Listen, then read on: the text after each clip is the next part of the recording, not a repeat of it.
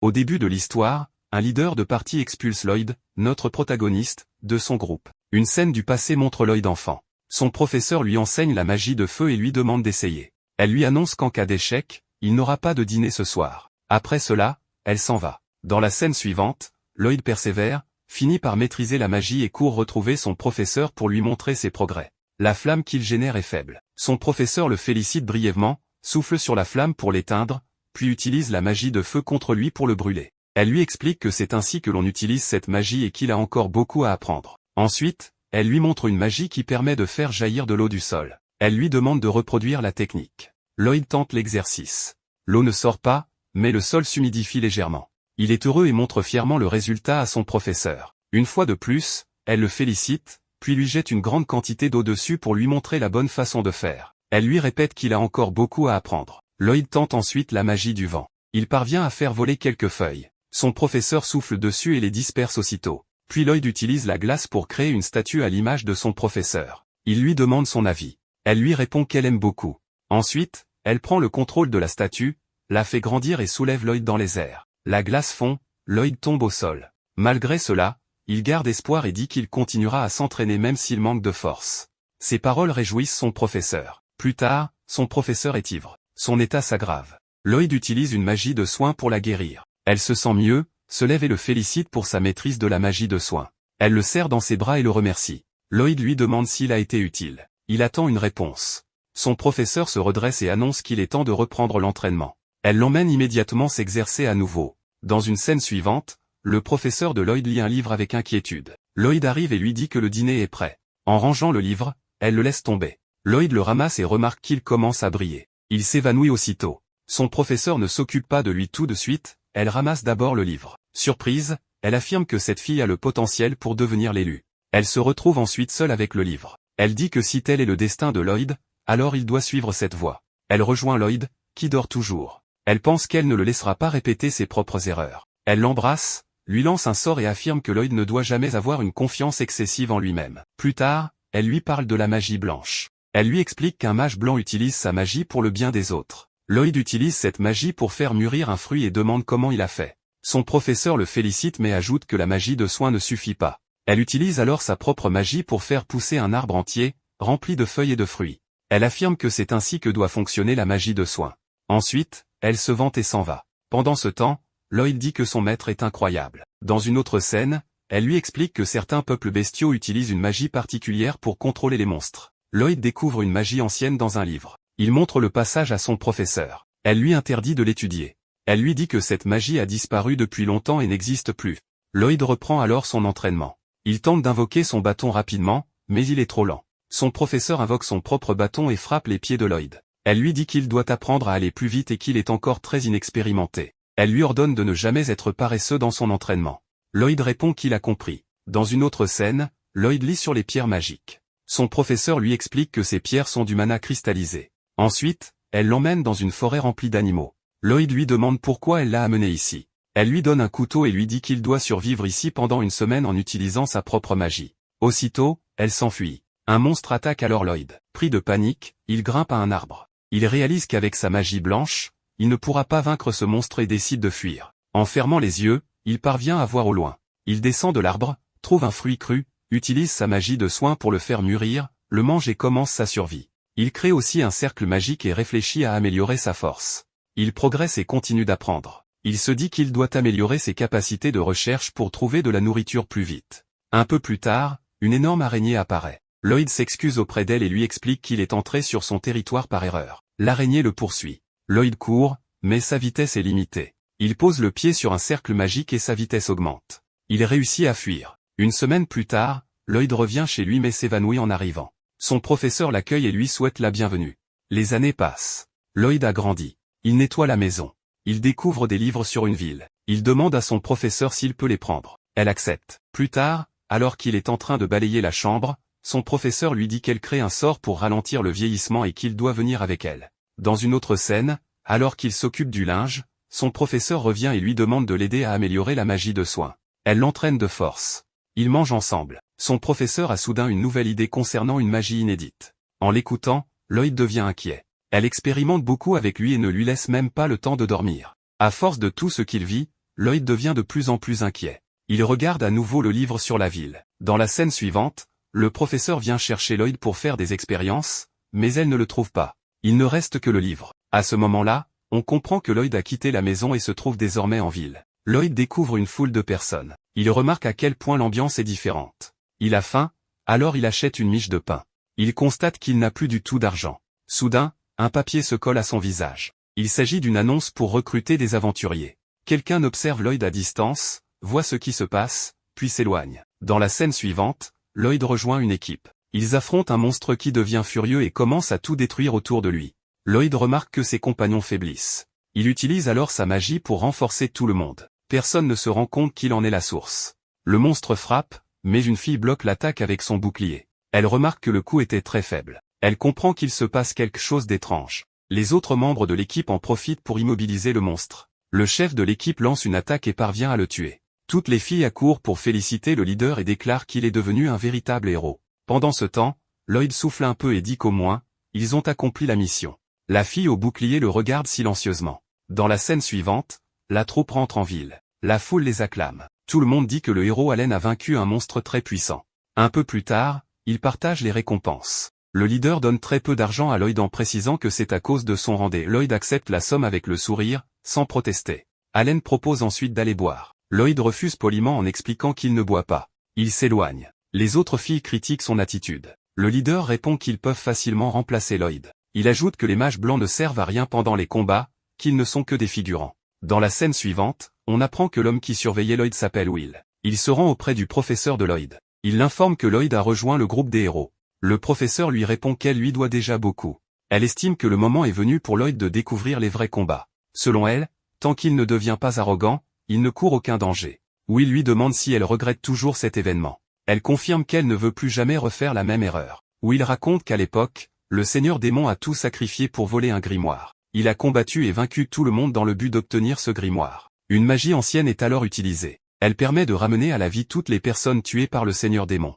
Parmi elles, le professeur de Lloyd apparaît et serre Lloyd dans ses bras. Elle explique que c'est grâce à Sibyl, qui a utilisé cette magie ancienne au prix de sa vie. Dans la scène suivante, le groupe de Lloyd devient célèbre pour avoir vaincu de puissants monstres. Un conteur raconte l'histoire du monde. Il explique que le Créateur l'a formé et a laissé une preuve de son existence, les saintes épées, trésor national de la nation sacrée. L'une d'elles a choisi un homme, l'un des 4 héros. Il s'agit d'Allen, le chef de l'équipe de Lloyd. La suite montre que le groupe lutte contre un autre monstre. Lloyd utilise à nouveau sa magie pour renforcer ses compagnons.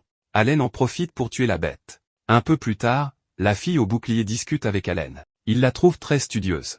Elle lui dit qu'elle ressent des sensations étranges lorsque son bouclier reçoit des attaques. Allen lui répond qu'il est impressionné par sa propre force, puis il s'assoit. La fille remarque qu'il ne s'entraîne plus et le lui fait remarquer. Allen, confiant, affirme qu'il n'en a pas besoin car il est déjà le plus fort. Des soldats se reposent au bord d'une rivière. Soudain, un marqueur de golem attaque. Les gardes préviennent Allen que les soldats à la frontière ont été tués. Ils expliquent que cette zone servait aussi de route de contrebande. La mission leur est donc confiée en urgence.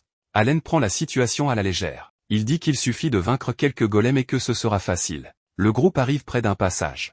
Allen demande à Lloyd s'ils doivent entrer. Lloyd sent quelque chose et confirme. Il pénètre dans la zone et commence à affronter plusieurs golems. Mais à chaque victoire, un nouveau golem apparaît. Cela agace Allen. Il se plaint que les golems arrivent sans arrêt. Lloyd remarque un homme et déclare qu'il s'agit d'un démon. C'est lui qui contrôle les golems. Il attire l'attention sur une pierre magique dans le bâton du démon. Son compagnon demande de quoi il s'agit. Lloyd explique qu'il s'agit d'une forme très rare de mana cristallisé. La fille au bouclier s'adresse alors au démon en l'accusant de contrôler les golems. Lloyd lance à nouveau son sort pour renforcer l'équipe. Il demande à la fille nommée Lulu de tirer sur le mage. Mais le démon s'est réfugié à l'intérieur. Lulu hésite. Lloyd insiste.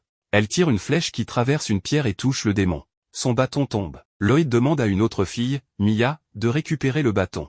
Elle le téléporte directement dans les mains de Lloyd, qui pose un seau dessus. Allen se met en colère. Il demande à Lloyd qui il croit être pour agir ainsi. Il rappelle qu'il est le leader. Soudain, un golem attaque. Allen se prépare à combattre. Lloyd l'arrête et explique que le golem n'est plus contrôlé par la pierre magique. Il est devenu imprévisible et le combat serait trop risqué. Allen refuse d'écouter et engage l'affrontement. Le golem s'apprête à frapper Allen violemment. Lloyd utilise sa magie pour augmenter sa vitesse et pousse Allen sur le côté. L'attaque est évitée de justesse. Allen ne le remercie pas. Il s'énerve contre Lloyd et lui ordonne de ne plus se mettre en travers de son chemin. Puis il élimine le golem. Ensuite, Allen annonce à Lloyd qu'il le renvoie de l'équipe. Il estime qu'il ne fait rien d'utile, que Sheena assure seule les soins et que Lloyd ne sert à rien. Lloyd reconnaît qu'il est inutile. Allen lui dit qu'il peut partir. Lloyd s'en va en silence, pendant que les autres continuent de le rabaisser. Lloyd entre dans la guilde et demande à rejoindre une équipe, mais il essuie plusieurs refus. Il devient triste. Cela fait 3 jours qu'il cherche, sans succès. À ce moment-là, il entend une fille supplier la réceptionniste. Elle dit qu'ils ont besoin d'un mage blanc gratuit pour le lendemain. La réceptionniste lui répond que ce n'est pas possible. La fille insiste et demande qu'on lui propose quelqu'un, peu importe qui. La réceptionniste lui parle alors de Lloyd. En l'entendant, la fille s'approche de lui et lui demande s'il est un mage blanc. Lloyd confirme. Elle lui demande avec qui il est venu. Il répond qu'il est seul et sans emploi. La fille est ravie. Elle lui prend la main et l'emmène avec elle. En remontant un peu, Lloyd errait dans les rues de la ville, encore marqué par son exclusion du groupe par Allen. Ce jour-là, le chef avait osé dire que le mage blanc se cachait derrière ses coéquipiers, laissant tout le travail de soin à Sheena. Aussi étrange que cela puisse paraître, Lloyd admet qu'il n'était pas très puissant à l'époque, et il a plutôt bien pris ce rejet, tout bien considéré. En chemin, il passa devant une fontaine ornée d'une petite statue de son maître, ce qui lui rappela à quel point elle était exceptionnelle. Elle lui avait dit un jour qu'il n'était pas prêt à se débrouiller seul, et maintenant, il comprend qu'elle avait raison. Pendant ce temps, le groupe censé recruter un mage blanc s'était réuni pour une mission, infiltrer la forteresse en bois d'une bande appelée les Dirty Blocks. La fille aux cheveux roses semblait confiante, mais même elle savait que cette quête de rang a été difficile, ce qui rendait le reste du groupe nerveux. Bien sûr, ces aventuriers étaient puissants, mais l'ennemi était nombreux, expérimenté et extrêmement organisé. Ce ne serait pas un combat facile. Cependant, les attaquants n'étaient pas venus pour rien. Ils étaient également bien coordonnés. Quand la mage avait besoin de couverture, l'archer éliminait ses cibles sans faille. Quand la guerrière risquait d'être prise en embuscade par derrière, le tank intervenait, levant son énorme bouclier juste à temps pour la sauver. Et pour couronner le tout, une coéquipière à l'arrière renforçait constamment ses alliés. Avec une simple amplification physique, ils parvinrent à dominer l'ennemi et à triompher. Réalisant que tout s'effondrait, le chef survivant de la bande commença à planifier sa fuite, mais il se retrouva rapidement acculé par les aventuriers, tous portant l'insigne de leur rang. Sans issue, le chef des bandits décida de tout miser et invoqua un énorme golem de pierre pour affronter les aventuriers. Il savait que contre un corps rocailleux comme celui-ci, les sorts et les flèches ne feraient pas grand-chose. La guerrière de première ligne, toujours la première à agir, s'avança pour défendre. Elle porta un coup d'épée solide à la tête du golem, laissant une petite fissure, mais cela ne suffit pas à le ralentir. Sans perdre une seconde, elle appela Krumm pour qu'elle lui lance un sort d'amplification physique. Avec le sort activé, elle replongea dans la mêlée et asséna un second coup vertical, coupant le golem en deux comme s'il était fait de beurre. Une fois la poussière retombée, Krumm s'excusa d'avoir perdu sa concentration pendant le combat, se demandant si elle avait vraiment sa place dans un groupe de si haut niveau. La guerrière la rassura, lui disant qu'il n'y avait rien à craindre. Tout le monde comprenait que Krumm traversait une période difficile, surtout avec sa sœur Sylvie qui vivait des moments compliqués. Dans la scène suivante, nous revenons au moment où Lloyd est rejeté par l'archer à la guilde des aventuriers, juste avant que la fille aux cheveux roses n'arrive en trombe. Désespérée de trouver un mage blanc, la réceptionniste expliqua que les exigences pour rejoindre un groupe de rang S rendaient la tâche presque impossible. Mais l'un des membres de l'équipe était prêt à prendre n'importe qui à ce stade. Lloyd, qui cherchait tranquillement une équipe, fut désigné par le personnel et littéralement traîné hors de la guilde par la fille, qui le tira par le bras jusqu'à rejoindre le reste du groupe. Surpris de voir Yui revenir si vite de sa chasse au mage blanc, surtout sans même connaître le nom du garçon, elle lui demanda de se présenter. Un peu gêné, Lloyd s'exécuta. Yui présenta ensuite Dagas, le porteur de bouclier, Cross, l'archer, Silica, la mage, et enfin elle-même, Yui, la leader et épéiste. Elle accueillit officiellement le nouveau membre, mais Lloyd précisa rapidement qu'il n'avait jamais accepté de rejoindre le groupe. Silica intervint, disant qu'elle savait que cela arriverait. Dagas souligna que la chef n'avait rien expliqué, et Cross suggéra qu'il devrait refuser la mission, car il ne pouvait pas la réaliser sans Krumm. Pourtant, Yui et les autres se souvenaient que les clients avaient désespérément besoin d'aide, et comme il s'agissait d'une mission de rang A, seul un groupe de leur niveau pouvait l'accepter. Les équipes de ce rang étant rares, la tâche leur incombait. Lloyd fut stupéfait d'apprendre que ces gens étaient si puissants, surtout après qu'Allen l'avait traité d'inutile et de faible. Le mage blanc ne se voyait pas capable d'aider une équipe aussi forte. Mais avec son assurance habituelle, Yui le motiva, lui garantissant qu'il en était capable. Le groupe demanda alors à Lloyd de montrer sa magie de soutien. Sous la pression de leurs grandes attentes, il transpirait à grosses gouttes, son estime de soi étant au plus bas.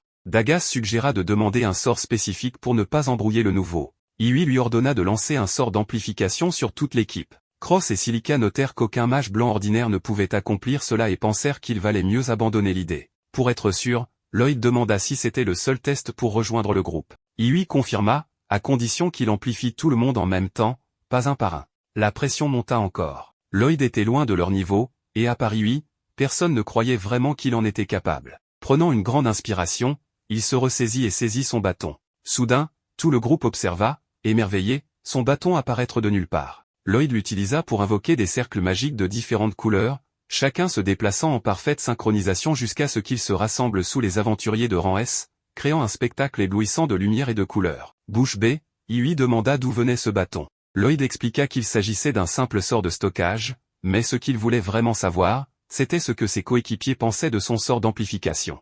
Iwi, complètement confuse, ne savait même pas que l'amplification avait fonctionné. Les autres essayèrent de ressentir des changements, mais seul Cross se sentit un peu plus léger. Pour tester, la leader s'approcha d'un énorme tronc d'arbre et le trancha net d'un seul coup d'épée, laissant tout le monde abasourdi. Lloyd révéla alors qu'il avait lancé 5 sorts différents, amplification physique, renforcement de la défense, augmentation de la puissance magique, réduction de la consommation de mana et résistance aux altérations d'état. Lancer un seul sort lui semblait trop simple, alors il avait pensé que tout le monde attendait quelque chose de plus. Mais voyant leur visage choqués, le mage blanc crut qu'il avait tout raté, s'excusa pour avoir fait quelque chose d'aussi médiocre et commença à s'éloigner, convaincu qu'il n'était pas le bon pour cette équipe. Iwi et les autres le rappelèrent rapidement, réalisant qu'il avait mal interprété leur réaction. Peu après, Lloyd raconta qu'il faisait partie du légendaire groupe des 4 héros du monde, mais qu'il en avait été exclu pour manque de compétences. Silica admit qu'elle n'avait jamais vu quelqu'un lancer autant d'amplification à la fois comme Lloyd venait de le faire. Mais le garçon insista en disant qu'il y avait des tonnes de mages blancs de son niveau, qu'il suffisait de secouer un arbre pour en faire tomber 5 comme lui. Cross lui demanda d'où il tirait cette estime de soi au rabais. Lloyd suggéra qu'ils essaient de récupérer l'ancienne mage blanche du groupe, mais ils expliquèrent que Chrome avait une petite sœur malade dont elle s'occupait tous les jours tout en continuant les aventures. L'épuisement constant avait affecté sa santé, et lors d'une mission récente, elle s'était effondrée, décidant de quitter le groupe pour ne pas être un fardeau. Normalement, cela ne poserait pas de problème pour la plupart des quêtes, mais affronter une mission de rang à 100 mages blancs n'était pas judicieux, d'où leur recherche d'un remplaçant. Voyant à quel point les autres respectaient encore Chrome, même absente, Lloyd ressentit une pointe d'envie et demanda des détails sur la maladie de sa petite sœur. Il avouèrent ne pas savoir grand-chose, mais il semblait que son corps se transformait en gemme magique. Lloyd se rappela alors une leçon de son ancien mentor à ce sujet. Elle lui avait expliqué que la gemme magique était une cristallisation de mana, capable de transformer tout ce qui l'entoure en gemme magique. Ce jour-là, Lloyd avait demandé s'il existait un moyen de guérir cela. Y pensant maintenant, il demanda à être conduit chez Chrome. Plus tard, le mage blanc arriva chez son ancienne coéquipière avec la leader à ses côtés. Il alla droit au but, interrogeant Chrome sur sa jeune sœur. Chrome expliqua qu'elle partait en aventure avec Sylvie, mais que celle-ci avait été blessée au cours d'une bataille, la laissant inconsciente. Pour vérifier ses symptômes, Lloyd fut conduit dans la chambre où Sylvie reposait. Dès que la porte s'ouvrit, il ressentit un mana sombre et oppressant remplir la pièce. Chrome retira la couverture, révélant le corps de sa sœur, lentement envahi par la gemme magique. Lloyd affirma que, si sa théorie était correcte, il pouvait la guérir. Chrome, incrédule, souligna que même les mages avancés n'avaient pas réussi. Mais Lloyd était confiant. Il expliqua que la cause pourrait être une coupure infligée par une gemme magique très pure. Il demanda si Sylvie avait été blessée dans une grotte riche en mana, ce que Chrome confirma, précisant qu'elles étaient en mission pour extraire de la gemme magique et que sa sœur avait été coupée sur le flanc. En examinant la blessure, Lloyd comprit exactement ce qui s'était passé, le mana était entré par la plaie et s'était répandu dans son corps, comme son mentor le lui avait appris. Désespéré de sauver sa sœur, Chrome laissa le jeune mage tenter sa chance. Lloyd s'approcha de la patiente, leva son bâton et émit une lumière qui entra en conflit avec le mana sombre enveloppant le corps de Sylvie. La pression était si intense qu'il dut faire une pause. Il expliqua qu'il utilisait une version inversée du sort de transfert de mana, extrayant le mana de Sylvie pour le reconfigurer. Il précisa que la transformation en gemme magique progressait car le mana était hors de contrôle, et qu'il devait le réduire au minimum. Sans cela, tout traitement serait inutile. Lloyd commença alors à utiliser un sort de soin, mais pas n'importe lequel, une version défectueuse qui consommait peu de mana, lui permettant d'absorber davantage de mana de Sylvie tout en la soignant. Au milieu de tout cela, Iwi demanda si c'était difficile, et Chrome répondit que difficile ne suffisait pas à décrire ce que Lloyd faisait.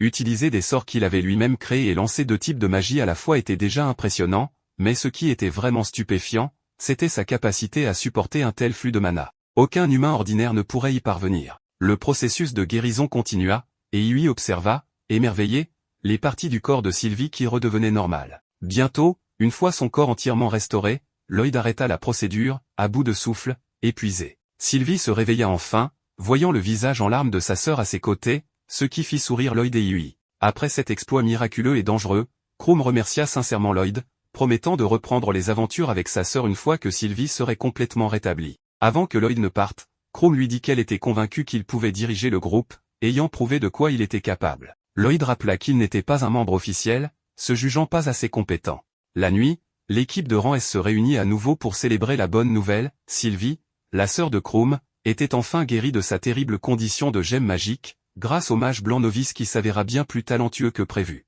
Malgré cet exploit incroyable, Lloyd resta humble, insistant qu'il n'avait rien fait d'extraordinaire. Il ne pouvait s'empêcher de regretter que Krumm ne soit pas revenu dans le groupe. Cependant, l'équipe était simplement heureuse que leur ami ait un nouveau départ, ce qui fit prendre conscience à Lloyd à quel point ce groupe était différent de la manière horrible dont son ancienne équipe l'avait traité. Pendant la célébration, Dagas lança une question, s'il pouvait renaître, que voudrait-il être? Silica admit qu'elle aimerait se marier. Hughie dit la même chose, mais ajouta qu'elle voulait devenir une grande héroïne avec cette équipe. Soudain, Lloyd interrompit pour demander s'il pouvait rejoindre le groupe. Immédiatement, tout le monde se montra enthousiaste à l'idée d'accueillir leur nouveau coéquipier, et la leader proposa d'organiser une fête de bienvenue. Fidèle à sa nature modeste, le mage blanc estima que ce n'était pas nécessaire, mais Hughie le força pratiquement à accepter. Les autres la taquinèrent, disant qu'elle cherchait juste une excuse pour boire à outrance, ce que Hughie démentit vigoureusement en argumentant avec tout le monde.